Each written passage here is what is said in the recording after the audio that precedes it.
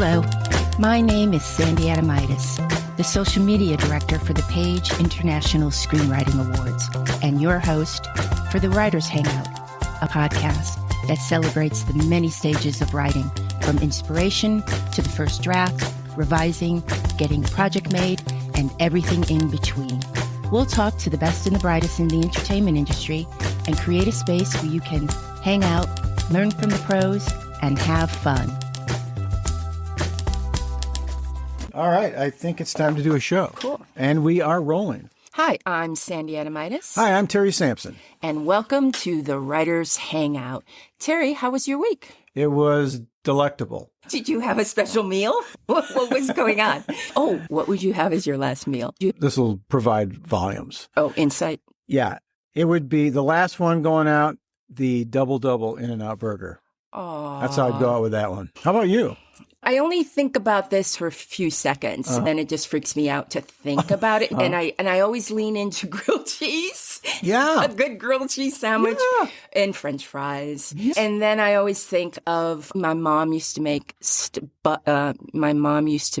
baked stuffed shrimp, and so I would prefer that for last meal. I just don't think I could get that for a last meal. So probably grilled cheese and French fries for my sophisticated palate. I'm really happy to hear you say that on that type of level. The ones that actually, the people that scare me are going to go off on almost speaking a language that I've never heard, with certain herbs done at a certain time of the day. Provence. Through a... Escargot. Yes, and done a certain way. They might even name a few cooks. I'd like this guy to do that and this guy to do that. Yeah, it's all emotional. Yeah. Yes. And I think it's a trick in which they'll never die because they'll never pull that together. No one's getting those people in one room to make her meal, her or his meal. So it's a good trick. Another thing that I've been doing a lot this week, per usual, is I'm on social media a lot.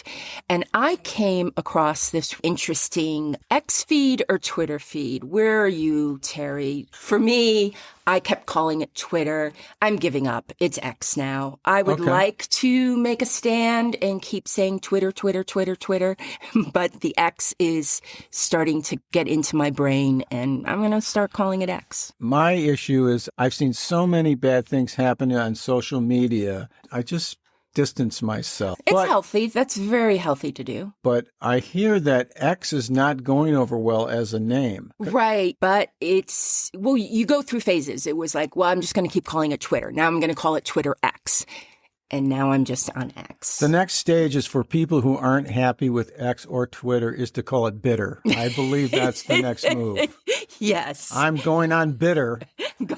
Guess how? I think that's going to catch on. Okay. I really do. Right. Well, let's get something going. So I found this very interesting X feed, aka bitter feed, that I thought our writers would find interesting. This writer by the name of Tyler Claire Smith wrote on X, "Repped writers, how did you find your manager and or agent? What wisdom can you share with the unrepped who would love to see a thread here of all the myriad ways it happens?" That is good. One writer said, "Nearly a dozen writers told me it was just querying. Stop paying for contests and just focus on writing great scripts and solid queries." A few others said just networking.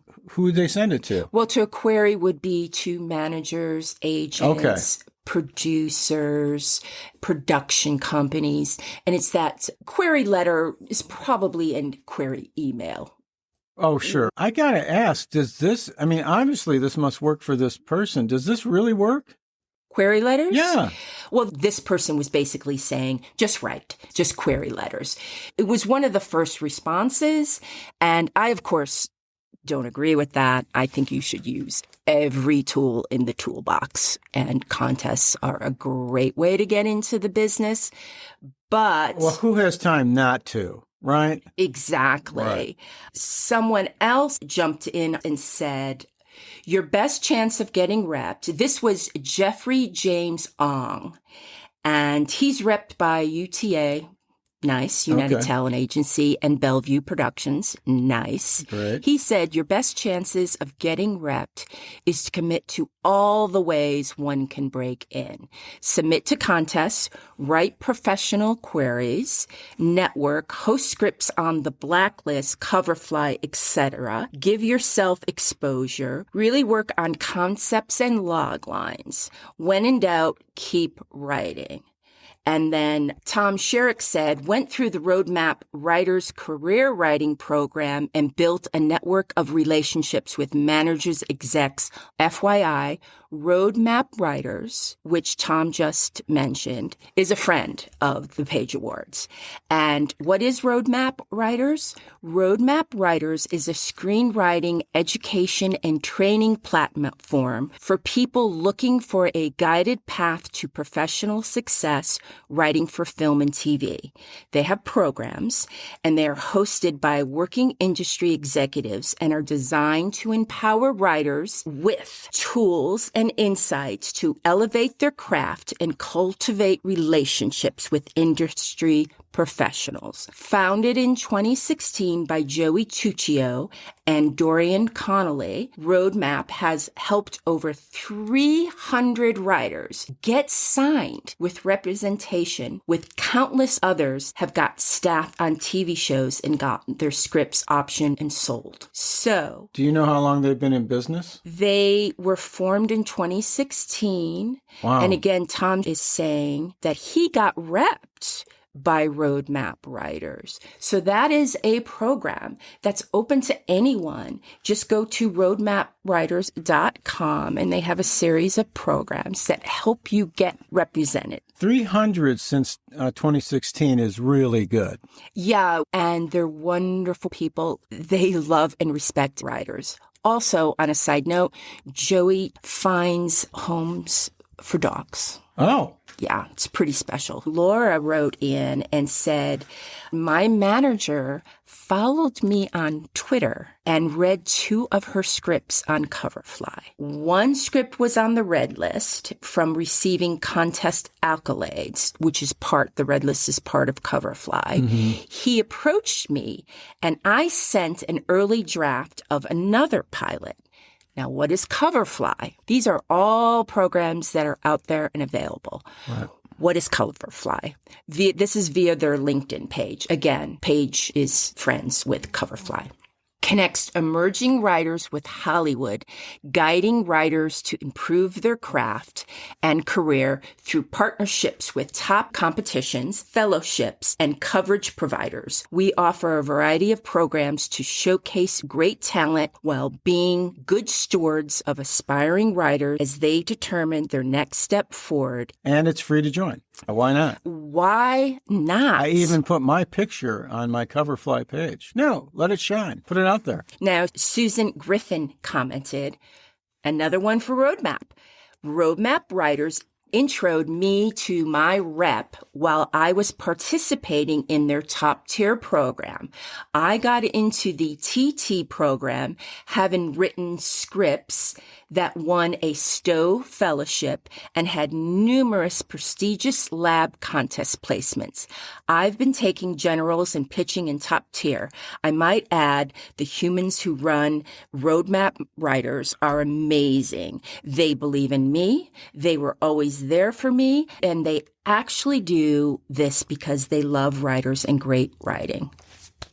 I applaud them. That's great. Mm-hmm. Danielle said, I became friendly with someone on Twitter who offered to read me, then recommended me to my manager that they knew. That's great. This is what Nathan said. Concept, concept, concept. There's so much noise out there. You have to understand a rep's POV and grab them with that logline. Fresh, high concept, concise, a marketable genre, and at a budget level that is not too small or too high. I'm not about the too small. Can you have a budget that's too small? I mean... No, because the script should always be worth $2 million. Always $2 million. There's just where it starts, right? Jamie Nash is the author of Save the Cat, writes for TV. I'm sort of old school, where I chase producers first. Then, after I got things made, I was already talking to reps who worked with those producers. Nick said, Coverfly went to the mat for me. It still comes down to having the portfolio and nailing the meetings, but having a third party vouch for me was invaluable. Yeah, I bet that feels safer for them by Coverfly, taking a look at them. Coverfly. Right. The third party recommendation is great. And please, everyone believe what she just said. This is what Stephen said. Remember, this is a thread that a writer started on X asking how writers get their representation. And these rep writers all are writing back on X. Jennifer wrote, Joey Tuccio and Roadmap writers believed in me and made the introductions for me to get repped 2 times. Wow. I highly recommend them to everyone. Best people. And she gave a heart. You have the heart part? Mm-hmm. Now, who's Joey? Joey and Dorian are the founders of Roadmap Writers. And he has something to do with dogs, right? He rescues dogs. Right. And when you say that, it's not that he rescues poorly written scripts. He means real dogs, the kind that bark, right? Because I might need that other thing done. The 4-legged kind. Well, he rescues dogs from the streets. Who doesn't love that? Who doesn't love that? Joey, you're the best. Yeah, and if you punch up a script now and then, that's another kind of rescue. Oh, it's so sweet. Now, Jane Epson joined the conversation. It's got some pretty amazing credits. Buffy, Battlestar Galactica, Game of Thrones, Once Upon a Time, and Fantasy Island. This is what Jane had to say. I was in the ABC Disney Fellowship, and this exec running the program set up a meeting for me, a tremendous gift. Now, what is the ABC Disney Fellowship? You can find this online. The fellowship is a writing program, is a highly selective annual TV staffing program. The goal is to staff emerging and diverse television writings on DET scripted series. The writers of the program are given contracts as employees of Disney for 1 year. You get money. Okay. Or until they're staffed on a show and receive mentorship, professional development, and unprecedented access to the company and its creative executives, producers, showrunners, and the program. Wow. So they just open the doors. Wow. That's wild. Go online and there's different fellowships out there. There's the Disney Fellowship, Warner Brothers, Nickelodeon, all have fellowships. Matt wrote in and said, I pitched a script to a producer who then wanted to option my project. So I reached out to a couple of agents to see who wanted to negotiate the deal for me. Wow. They get instant money. I get instant representation. Everybody wins. Exactly. Yeah. Writers, if a production company comes to you and says, we're interested in your script, would like to option it, immediately go out there. You're more likely to get more money. Mm-hmm. And you have a team member now. Yes. Wasn't there before. Yes. This is what Carter said. I worked as an assistant at a studio, befriended next-door development people, got asked what I was writing by a development ex. He liked the idea, offered to read it, had notes. I worked very hard on those notes. He was impressed enough to give it to an agent who signed me. Wow. That is great. Yeah. This is what Brett said. First rep I got because I did really well in a big contest. Lots of folks sniffing after me. That's a screenwriting contest. But the then impending 2007 strike put the kibosh on new signings, except for one small boutique shop that really impressed me. Second rep came when I had a specific thing he liked. Taylor said, my friend who I met during my first internship had a coordinator job for a manager and gave my pilot to his boss, who loved it and wanted to meet. Manager got me my agent, but that only happened after I had an episode of TV on air. And I'm going to read another one because these two kind of go together. Allison said, I didn't get a manager until after I staffed with the same sample I had queried with previously. A writer in the room recommended me to their manager, and their recommendation really made it happen. What happens a lot to writers is you don't necessarily get an agent till you get your first job, whether that's your first job staffing or that's your first film. And then the agents and managers come knocking on your door. Not always. You still have to go after them, and you also still have to figure out who's the best for you. But a lot of times that is the rule. You get your first job, then you get your first manager or rep. Joanna said, I had a good relationship with someone I met at an agency because we both like to gab about Real Housewives. She sent my script to a manager who was looking for comedy writers. Just always be writing and seek out people you like. It happens in ways you don't expect. Joanna, I want to be friends with you in IRL because I too will gab about housewives. This is what Kimba said. I had a feature option by a director. I had a meeting with him and his rep, and they ended up representing me. Don't have tons of wisdom, but can only say keep writing and keep getting better at it. I was not looking for representation at the time, but it came my way. Well, that's an interesting angle. Yes. Terry, has there been anything that I've said so far that's really jumped out to you that maybe is new, maybe a new angle that you didn't think of? Maybe. Well, I like the idea that things came out from realized sources, and I don't find that very often happens. Cool. Scott said, I think the first step in getting repped is finding a crew of folks who will give you unvarnished feedback on your scripts. Oh, no, don't do that. Yeah. Scott and I, we have a different view from atop the mountain. We just want compliments, Scott. No. If everybody is, I love this, what Scott just says next. If everybody is telling you your first draft of your script is perfect, you need to find some readers willing to level with you so you can get better. Oh, well.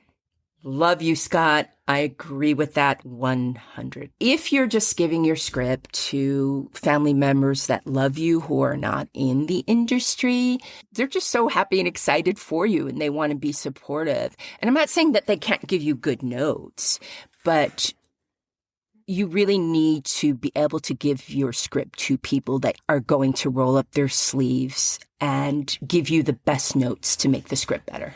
If screenwriting or any kind of writing at all is a race, I believe there's a point in time when you get to, let's call it the finish line, and you cross over that you need to build a certain amount of certainty in your own skills. Yes. And once you reach that, you're more likely to take criticism better, take it well and make something better. Sometimes in the early start of anything, you're really questioning whether you can do anything or not. Exactly. And that's when you need to just listen to your dad and mom. Or borrow somebody's dad and mom if you don't have anybody. It's really easy to squash something in the beginning. So either temper that a little bit when you're getting started, but at some point, you're going to have so much assurance about what you're doing that you're going to be open to listening to somebody say, well, what happens if you did this? And you go, ooh. Right. Ooh, that is good. Yeah. And that's going to make you a saleable item. Right. You're absolutely right. Just know where you are in the process. Yeah, just know where you are in the process when you've completed your first draft. Your issues probably aren't even story. They could be as simple as you don't know how to format. Right. You don't know how to get in a scene and get out of a scene. You forget about a character. You change a character's name. What happened to Bob? I once wrote something that was in the summer, and all of a sudden they're in the plane. When they look out, there's snow on the ground. How did that happen? That was a fast few months. Yes, you have to remember where you are, and your first draft's going to have issues. And I guess where I was going with that, you can be very tough and harsh when you give notes, and that helps nobody. So it's important what you said, Terry. Know where you are in the process. If you're not ready to hear that your baby is ugly, don't get your notes till you're ready. Right. Also, don't give your first draft to a potential buyer. Make sure it's your 10th draft before you give it to a potential buyer. Why give your crappy stuff to someone they're never going to look at your stuff again? Sam said, I continuously worked on my craft, won in a contest, and my manager found that script from that. I made sure I had more work I was really confident in to send him when he requested it. So make sure you have more than one great script. Sam is so right. If you get a script to an agent for consideration, trust me, they're going to say, hey, I like that. What else have you got? They need to know that you can write more than one thing. Plus, it buys them time, the delay tactic, and it's prevalent. You're always going to be asked, what else you got? I always say the same thing, and that is that I wrote The Sound of Music. Now, I'm hoping it takes them a long time to figure out I didn't. In the meantime, the other thing gets made. Is that should I not do that? Is that wrong? No, you go to writer jail for that. Faith said, I kept my head down and worked on my craft while recovering from major depression. I wrote something I loved and felt like me. I shared it with a friend I had made nerding out about movies. He loved it and passed it on to his reps. They thankfully also loved it and signed me. Wow. I love Faith's answer. She worked through, even though she was depressed, she had something in her and she wrote it and she had the guts to share it with someone who liked it enough to give it to their rep. The big win. Nate said, I was an assistant, made friends with other assistants. Then 5 years later, one of those friends moved into representation and I hit him up with a sample. Make real friends. Agree. Strap yourself right to them. Never let them go. Adam said, perseverance is the key. If you're getting requests but no offers, your letter is solid, but your manuscript needs work. Heed agent feedback to hone your work. If no requests, your pitch letter needs work, and your manuscript may just be fine. Keep going. You'll get there. Also think of, you got a script, and it's got a lot of nudity. Maybe the Nickelodeon Fellowship isn't the right script to send. But you have another script that has kids in it, but it has some swear words. Take the swear words out, send it to Nickelodeon. Be smart. Just don't be sending stuff out willy-nilly. You just gotta figure it out. Okay. Ravenwood Films said, used DB Pro to research some of our favorite writers in our genre and found the reps. Wrote brief, killer query letters to said reps. Managers, not agents. Sent them out to specifically targeted managers, got responses, signed NDAs, and sent varied samples. They did a lot of hard work. So basically, they found other writers that wrote like them, contacted their managers with killer letters. All right. You have a puzzled look on your face. Any questions? Yes. Killer letters. Query letters, yes. Yeah. Off the top of your head, what would that be? great logline, who you are, Right. why you, everything in you, why you are special and should be paid attention to, and a sweet in and out. Well, let's say, for instance, I wanted to do a movie about a lost dog. Yes. Who turns into a superhero, and I write that script. Right. I'm going to try to find a manager who has done work like that. The manager who's rep writers, which is what this person did, who also, Repped writers that wrote Marvel-like scripts. And so then my next thing would say, you don't know me. You don't know me, but I am the president of Dog Rescue. Okay. Who have personally rescued 500 dogs, and I have killer logline script. I've been part of the Groundlings. This is my story. And this is why I should tell it with passion. Yes. That's just off the top of my head. Okay. I see that. So you point the arrow. Yes. You get very specific. I've got this idea, and I'm going to look for a person who has done things like that. Then I'm going to have a killer logline. Right. And a good description. And then I'm going to say, and I've also, this is about me here, love to talk to you. Yes. And see, now I would think that would be a rarity, but I love these people coming in saying not so rare as you think. That agent or manager is also a human being, and they might... Are you sure about that? Is also a human being with feelings. And it might be like, oh, Sandy's a manager. She likes feminist post-apocalyptic dogs. Dogs. Yes, movies with dogs. Right. If you've got a feminist leader who has a dog by her side and the apocalypse has happened, Sandy might read that script. So I'm going to send it to her. And thus, Wonder Pup is... Yes, that was Ravenwood Films. Thank you. That was good. Amir said, when my first feature came out, an assistant at a streaming service reached out and wanted to meet. Nothing really came of it until 6 to 12 months later when he and others got laid off.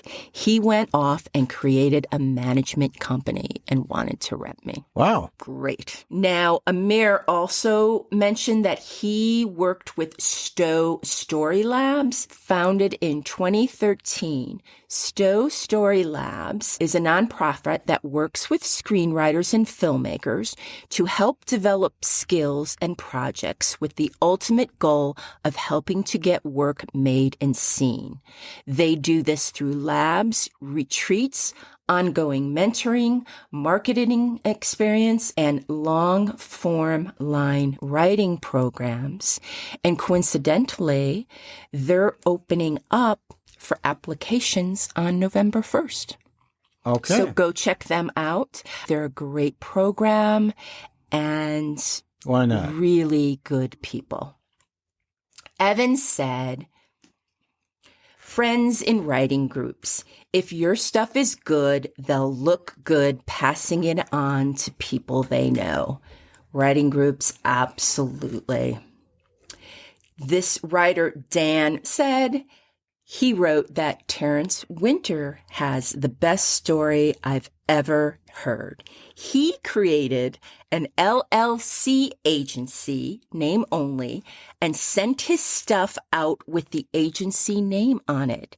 Eventually, he got a gig and a real agent. He faked himself as an agent and sent things out. As an agency, An agency. And wow. Yes. And so he got more attention because he was an agency pitching to a production company. And he is the creator, writer, and executive producer of a little TV show called Boardwalk Empire. Look at that. I'm just saying to those poor production people that get a big package of mail from I Don't Know What I'm Doing Productions, it could be me. It could be you, Yes, Terry. it could. I'm not saying it is. You should look at it and love it. Now, at this point, a lit manager and head of Bellevue Productions and a producer, John Zazerny, jumped in, and he said, I've signed clients via query letters via the Blacklist website. Everybody knows the Blacklist. Okay. Once a year, the Blacklist comes out with a list of movies. The Blacklist is great. Via script pipeline, via client referrals, via Austin Film Festival, via Page Awards, and any way that puts a great writer on my radar. Now when I was looking at this, there were 21 comments underneath John's sub-comment. Now, when a lit manager, head of Bellevue Productions, jumps in on a Twitter feed, people then want to talk to John. And that's what happened. Now, the first person, I'm reading this kind of as maybe as a teaching moment. This lovely, lovely, lovely person, Michelle, wrote to John and said, "This thread is much appreciated. I'm a dual national. I'm Canadian and UK. And my latest grounded genre pilot is set in the UK with the ability to move anywhere globally after establishing characters. Would a US-based agent be interested in a project like this?" Now, John said, "I think it would be an uphill battle, as most US buyers tend to prefer US set pilots, but it's possible if it's intriguing enough." Michelle, I know you wanted an answer to this question, but you might have caught John's attention with what your script is about. It's always the story, not the details of the story. It moves from here to here in a delightful way. You're going to love this. Yeah. I think John is hinting to her, but it's possible if it's intriguing enough. What's intriguing about your project? Michelle, I've been there. I'm not judging you. Not judging you at all. And then Jim wrote, "Would you be able to guess the percentage of signees you've signed through queries?" And John said, "Wasn't very high pre-pandemic, but has risen significantly since then. To be fair, so has the number of queries. I've guessed that because 1, Bellevue profile has risen in the last few years. 2, my being on Twitter has resulted in increased visibility as well." And then, Well, Hear Me said, "And how do I send you a query letter? Is there an email or website where I can send?" You really need to be proactive, look up his name, find out his email. It's all out in the internet. You just have to look up Bellevue Productions and send him an email. You've got to show that you have grit and determination besides talent. There you go. I highly recommend everybody go back and take a look because, of course, everybody is still adding to the X feed. So there's a lot of new answers on there. And John has even added some new details. I'd like to thank Tyler Claire Smith for writing such a good question on X. Terry, do you have anything you'd like to add? I learned a lot. I'm really glad. So, writers, we're very excited because next week we're going to be recapping The Ghost and Mr. Chicken. with special guest Mark Steen. It's going to be great. That's a wrap for the Writers Hangout. Thanks so much for listening. If you enjoyed the show, please subscribe, like, and thrive. Till we get to hang out again, keep writing. The world needs your stories. The Writers Hangout is sponsored by the Page International Screenwriting Awards. Executive producer, Kristin Overn. Producers, Terry Sampson and Sandy Adomaitis. Music by Ethan Stoller.